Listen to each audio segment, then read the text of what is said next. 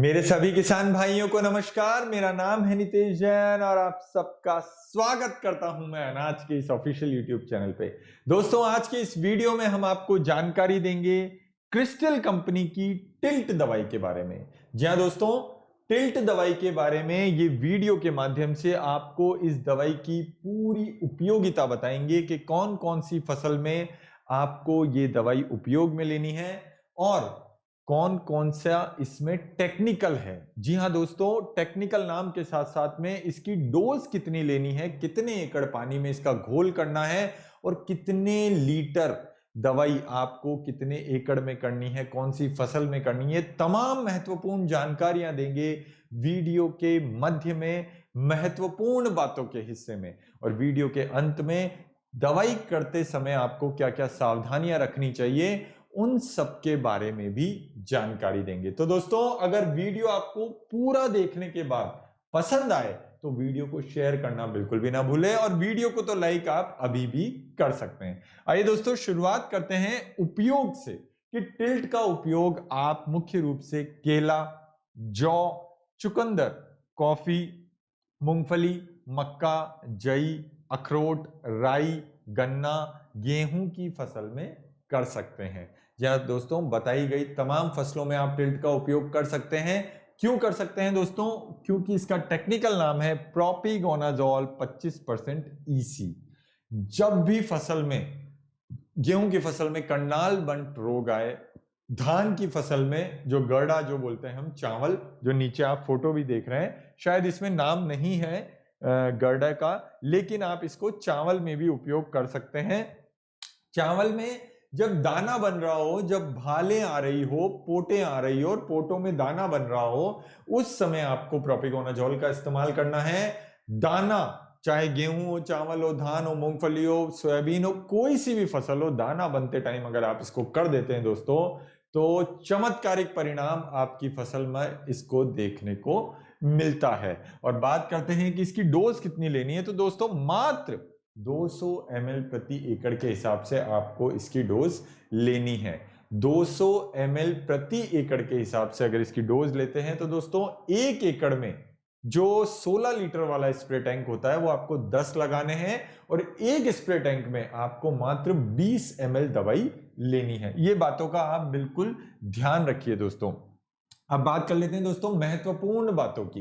ये दवाई काम क्या क्या करती है, कैसे काम करती है, ये सारी जानकारियां देंगे महत्वपूर्ण बातों के हिस्से में। ये करनाल बंट जो मैंने गेहूं में बताया, पत्ती जंग, भूरा जंग जो कि मूंगफली और सामान्यतः अंगूर की फसल में लगता है, तना जंग, धारी जंग, पीला जंग, मयान तुषार, अगेती पत्ती धब्बा, लेट लीफ स्पॉट जंग, ब्लिस्टर तुषार आदि रोगों के नियंत्रण के लिए प्रयोग किया जाता है। यह एक प्रणालीगत पर्ण कवकनाशी है जो ट्राइजोल समूह के अंतर्गत आता है। यह एक कवकनाशी है जिसमें जाइलम में एक्रोपेटली ट्रांसलोकेशन के साथ सुरक्षा और क्यूरेशन एक्शन होता है।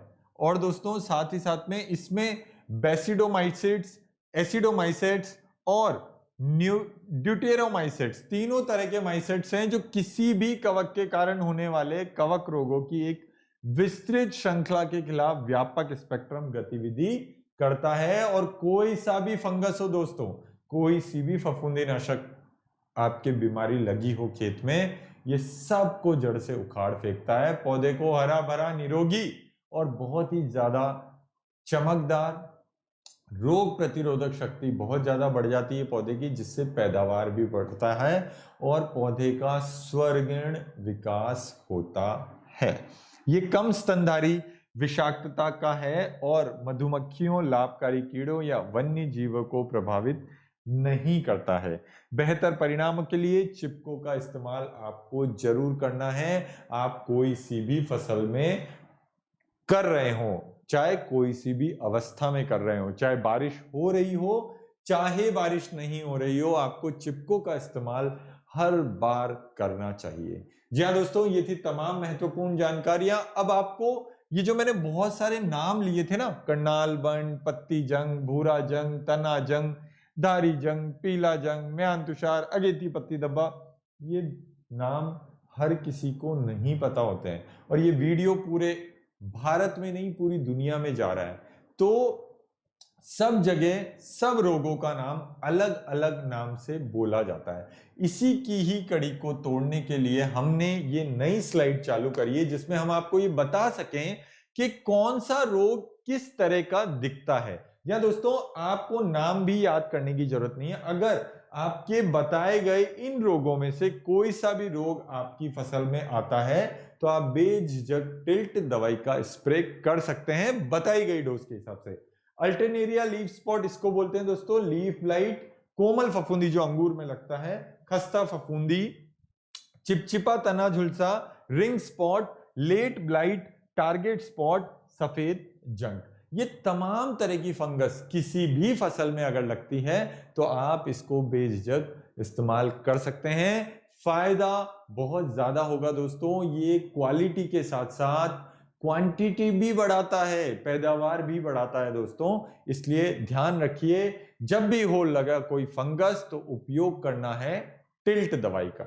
जी हाँ दोस्तों, आगे बढ़ते हैं और बात कर लेते हैं सावधानियों की। सबसे पहली बात तो दोस्तों बच्चों की पहुंच से ये दवाइयां दूर रखनी है आपको।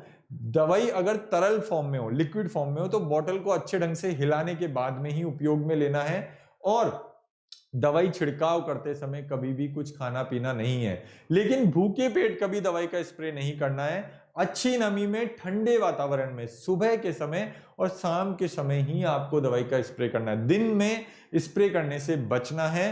और साथ ही साथ में दोस्तों बेहतर परिणाम के लिए हमेशा नैपसेक स्प्रे पंप और फ्लैट फैन नोजल का ही प्रयोग करना है। हाथ के दस्ताने, मुंह पे मास्क हमेशा लगा के रखना है दोस्तों। जब भी आप दवाई का छिड़काव या स्प्रे कर रहे हो तो हवा से विपरीत दिशा में कभी भी स्प्रे नहीं जाना चाहिए दोस्तों।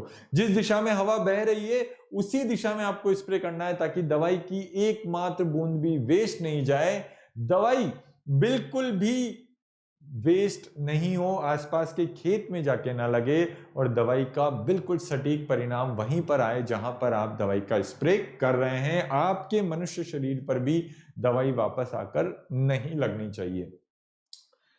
डिब्बों, पैकेट या पूरा जो दवाई का इस्तेमाल हो जाए उसके बाद में ये प्लास्टिक की बोतल हो, टिन की बोतल हो, थैली हो, कट्टा हो, इस सब को तोड़ मोड़ के क्रश करके आबादी से दूर जमीन में गाड़ देना है।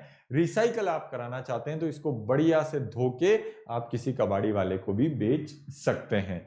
तो ध्यान रखिए दोस्तों, ये सारी सावधानियां आपको अक्षरशः अपनानी है जब भी आप कोई सी भी दवाई करें। जी हाँ दोस्तों, ये थी तमाम सावधानियां टिल्ट दवाई के बारे में। आने वाले वीडियो में हम आपको जानकारी देंगे ब्लू कॉपर, जो कि क्रिस्टल कंपनी का एक बहुत ही जबरदस्त उत्पाद है जिसका बाजार में बहुत ज्यादा बोलबाला है और बहुत ज्यादा अच्छे ढंग से काम करता है। जी हाँ दोस्तों, अभी चाहेंगे अलविदा।